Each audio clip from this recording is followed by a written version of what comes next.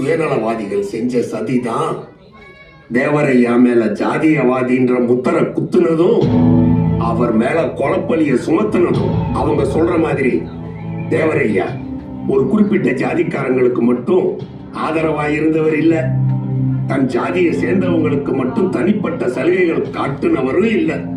இந்திய தேசத்தோட விடுதலைக்காகவும் தன் நாட்டு மக்களோட நிம்மதியான வாழ்க்கைக்காகவும் தான் சொத்த மட்டும் இல்ல, சொந்த வாழ்க்கையே தியாகம் செஞ்சவர். தனக்கு தனியா ஒரு குடும்பத்தை ஏற்படுத்திக்காம இந்த நாட்டு மக்களே தான் குடும்பம்னு வாழ்ந்த அவரு ஒரு ஜாதிக்கு மட்டும் தலைவர் இல்ல, தமிழ்நாட்டுக்கு மட்டும் தலைவர் இல்ல, இந்திய தேசத்துக்கே தலைவர். எஸ், தேவர் ஒரு தேசிய தலைவர்.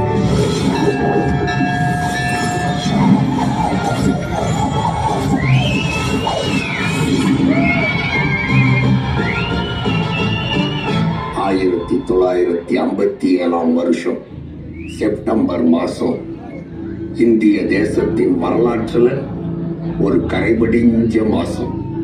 S, it's a black September. அப்பதான் தேவருக்கு எதிரான சதித்திட்டம் தேசத்தின் தலைநகரம்